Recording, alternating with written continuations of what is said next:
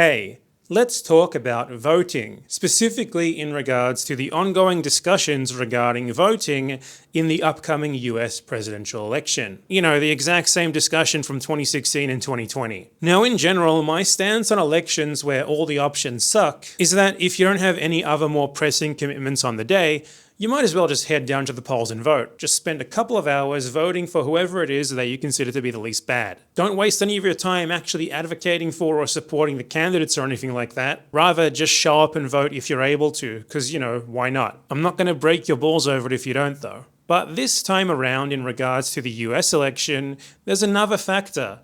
The ongoing Gaza genocide. The present US government, led by Joe Biden and Kamala Harris, is very deeply implicated in this genocide to far beyond the level of criminal responsibility. Of course, we all know that they are very unlikely to face the consequences that they very much deserve, but in a just world, we would not be talking about Harris's election bid right now. We'll be talking about whether it'll be 500 or 5,000 life sentences. There is this reality-denying narrative being peddled, though, where it's pointed out that on occasion, Biden and Harris have said stuff like, "Oh, gee whiz, gee willikers, that Netanyahu fella seems to be going a bit too far." And that's being trotted out as like smoking gun evidence that they are actually against the genocide, and hence you should vote for them because they will stop it. But the US has backed this genocide from the very beginning. Like, who are you guys fooling? They've done everything possible to further it both materially and diplomatically. The administration's occasional public pronouncements that appear to send a different message are public relations exercises with no actual practical material effect. The entire point of them saying that stuff is to give their supporters a little bit of ammo so that they can point to it and say,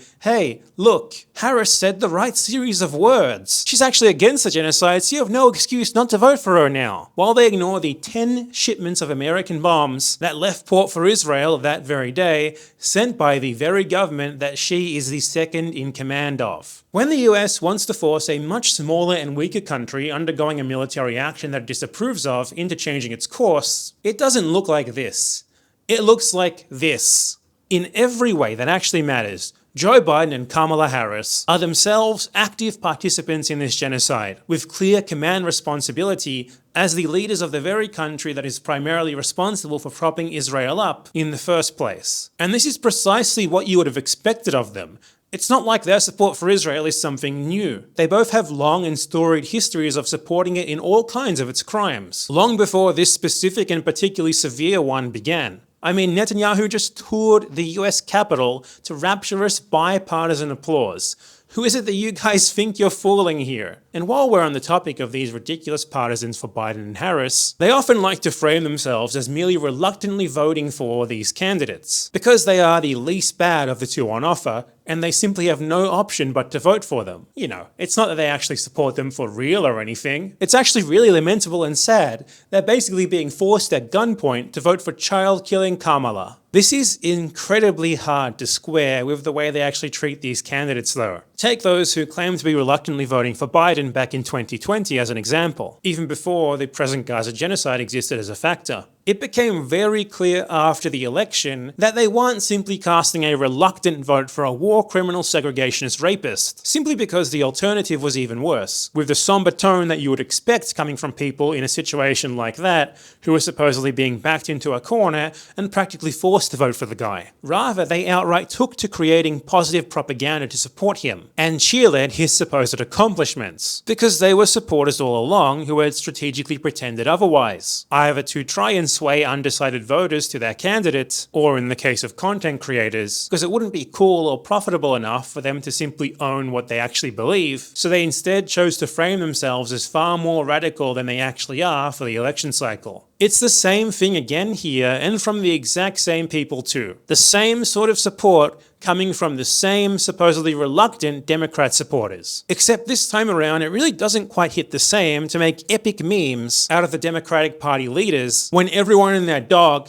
knows that they are the government while the government is doing genocide. This speaks to something of a problem of perception in the Western world, where Westerners seem unable to properly conceive of their monsters as the monsters who they actually are. They would have no issues seeing, say, Slobodan Milosevic as unequivocally the butcher of Bosnia, practically as little more than an animal driven by nothing but instinct, yet Joe Biden, guilty of even worse crimes, is more likely to be perceived as some sort of oafish, lovable grandpa type guy. Someone who's just genuinely trying to do his best for everyone and who occasionally messes up, rather than the mass-murdering, genocidal monster who he actually is. They have no problem seeing Vladimir Putin as a cartoonish villain. Yet even many people who seem to believe that they are genuinely supporters of the Palestinian cause are totally fine memifying Kamala Harris, who is again the vice president of the country that is presently backing the worst genocide that the world has seen in around 30 years. She is the American who, out of all Americans, is the second most responsible for what is happening in Gaza. The fact that there are now thousands of videos all over social media of the mangled corpses of Palestinian children and babies is, in large part, on her. Anyway, have you guys seen the latest Dark Kamala meme? Have you seen her epic laser eyes? God, she's so cool. If you see someone posting a video of Kamala Harris dancing, or Joe Biden with sunglasses epically eating ice cream, you should have the same sort of visceral reaction that you would have if you saw someone posting like a wholesome Adolf Hitler loves dogs meme. Okay. They're gonna love that. You're welcome. You're welcome, Twitch. Kamala is brat. But unfortunately, many people have problems conceiving of Palestinians as equal human beings. Hence, it's actually quite rare to see anyone treat their butchers as the butchers who they actually are. Another obvious point against the sort of people who I'm talking about here having anything resembling honest intentions is that they wouldn't be scolding the voters for their voting intention, rather than, the people actually carrying out the genocide themselves if they were really on the side of the people being genocided. Because at the end of the day, if you had a heart at all, and someone said to you, no, I don't want to vote for them because they're doing genocide, the only real reaction to that you could possibly have would be, okay, that's totally fair, I understand. Not to give them a condescending lecture. Also very revealing is the fact that they never actually apply this supposed lesser evil principle that they hold to any other circumstance aside from local elections. If they were actually all about that, then you would expect them to, say, strategically support Iran or China or any one of the USA's other geopolitical rivals in many, if not most or all, of their conflicts with the US. But what you actually tend to get from them is the exact opposite. They actually like to try and justify American geopolitical positions from a supposedly left perspective, because they don't actually believe what they're saying at all. And when you don't really have any principles or beliefs to uphold, it's really easy to just adapt your narrative for the situation to try and garner support for your party. If you're not actually a Democratic Party shill, if you're someone with actual convictions rather than just a soulless husk that'll do or say anything to benefit the party as it massacres scores of people, you would be holding their feet to the fire for, doing genocide. But these sorts of people do the exact opposite instead. They scream and yell, they get so enraged at people who even express like an ounce of possible intention to not vote. They tell them that they're privileged for not wanting to Pokemon Go to the polls to vote for the modern day Heinrich Himmler. What started out back in 2016 as Vote Blue No Matter Who is now in 2024 Vote Blue no matter what they do. We're well past any notion of plausible deniability here. If this is anything, it is an op, intentional or not, to drive support for the Democrats. Now let's put those dishonest, denialist, disgusting, cynical shills aside for a second here and deal more directly with the dilemma that many left-leaning American voters are currently facing. Your candidate's a perpetrator of an ongoing genocide or Donald fucking Trump.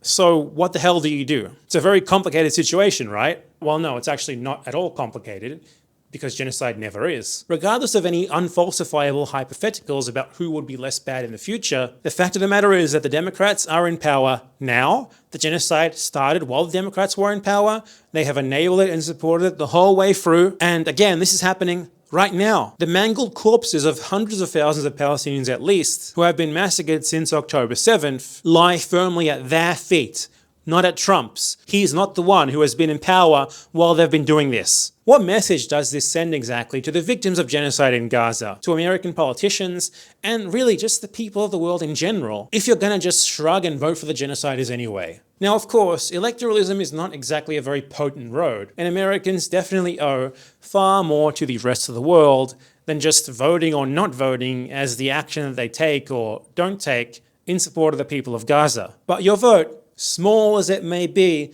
is still a tiny little morsel of political power that you hold and that you can use. And what happens when you pledge to unconditionally give your political power, i.e. that vote, to a certain party or candidate no matter what? What happens when you tell them beforehand, I'm going to vote blue no matter who? Then you're giving them a free pass to do absolutely anything. That's already a horrible idea, even under normal circumstances, as they have absolutely no incentive to do anything for people whose vote they already know they're going to win no matter what. But it's worse here because these are not normal circumstances. They are currently doing genocide. And guess what partly allowed them to so freely help out with this genocide in the first place? The fact that they believe they can count on so many people voting for them anyway. To pledge your vote to them here without making it contingent on them immediately ending the genocide is to rubber stamp the genocide yourself. It's to sign off on it yourself. It is a conscious, active choice that you will have made that easily makes you pass any sort of reasonable threshold into being complicit in it yourself. So what the hell do you do then? Well, there are two reasonable stances here. One is just to not vote. I wouldn't blame you, and anyone worth listening to wouldn't blame you either. But the other option, which I prefer, is to actually try to make use of that little bit of power that your vote gives you. Tell them, I'll vote for you, but only if you end the genocide first. Now obviously you're just one person, and you need to do this with a bunch of other people to exert the necessary pressure to make them actually even think about doing something. But it's still really the least that you can do as an American, to simply not vote for the genociders while they do genocide. To take a tiny little modicum of political action and at least attempt to affect some sort of change on the course that your government is taking. Now, how about we imagine the nightmare scenario that is constantly being put forth and weaponized by the die-hard Democrat Party genocide supporters, and that is what they are, regardless of what they say, who seem to spend all their time scolding people for not wanting to vote for the genociders. What if a bunch of people do this? The Democrats refuse to end the genocide, so they don't vote for them, and then Donald Trump wins. Well, the most realistic answer to that is that there is simply no way that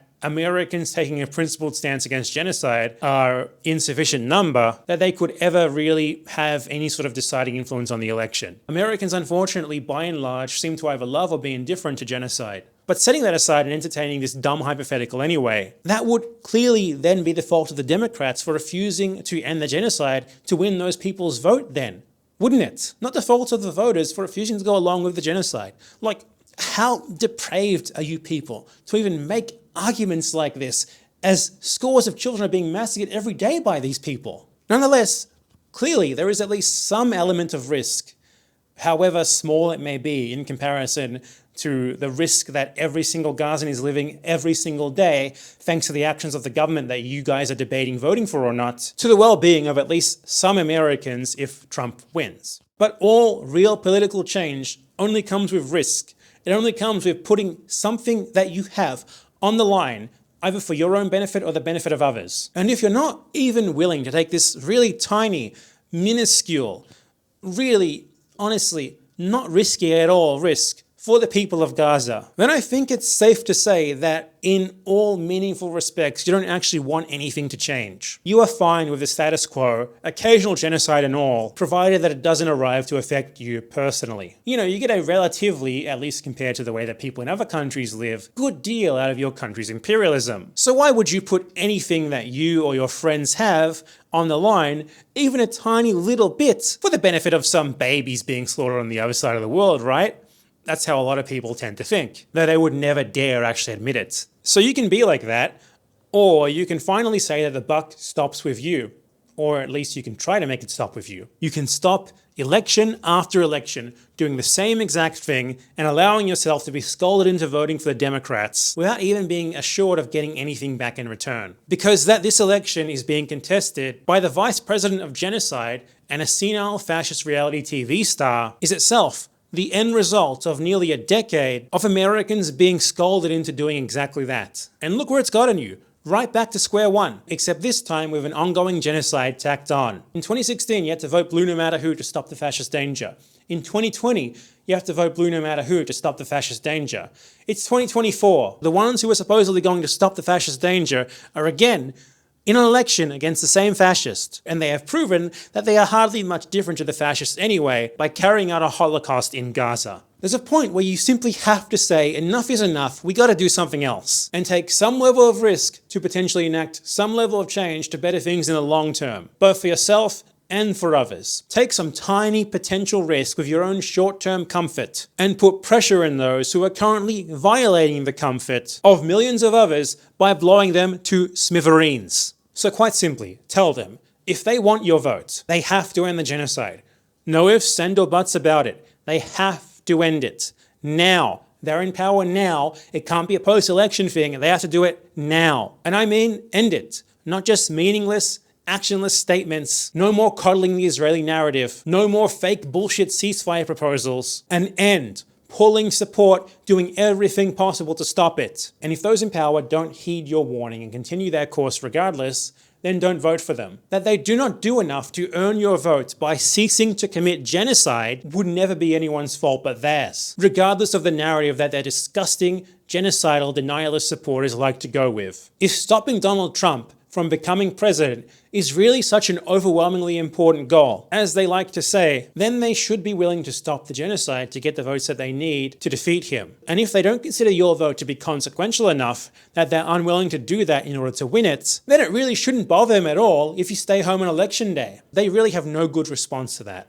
No one's asking you to do anything crazy. All I'm asking you is to make a credible threat to withhold your votes from the people doing genocide right now unless they stop it. Really, they're genociders. Even if they stop the genocide, they don't deserve your vote. You're already giving them far more than they've earned from you by even saying that you'll vote for them if they stop it. It's really nothing. It's pretty clear by now that Americans aren't going to do anything of any greater consequence, so please at least fucking do this. The only way to end this cycle of the same thing happening over and over and over again is to stop doing the same thing over and over and over again. The more you delay it, the worse it's going to get, both in the short term, for the Palestinians presently being blown to smithereens, and in the long term, where the consequences of just constantly ceding whatever little political power you have while getting nothing in return, in the name of staving off some supposedly greater threat, should be very clear for everyone to see by this point. Both in the shattered and burned bodies of the martyrs of Gaza, and the fact that the USA is having the exact same election for the third time in a row. The world already didn't have time for this shit back in 2016, and we especially don't have time for it now. I wish I didn't have to talk about the USA and your politics, but unfortunately, your country's imperialism kind of makes it impossible. So please, I appeal to you all because I have to. Do something. It really needs to be way more than just protesting and electoral politics. You really owe the rest of the people of the world so much more than that. But in lieu of that, at least refuse to reward the Democrats if they continue to do genocide with your vote. And if you're not willing to even do that, then please, at least give us the courtesy of ending this charade where you pretend that you're on the side of the martyrs of Palestine, when you are so clearly and so firmly on the side of those who are genociding them. Own your beliefs, you cowardly fuckers. You are the uncritical, cultish, genocidal, partisan hacks that you always accuse supposed tankies of being. It is a zero-sum game between your interests and the interests of your victims. And I choose your victims. You're an enemy to be fought against, not a comrade to have a mere respectful difference of opinion with. And I'm tired of entertaining any idea otherwise.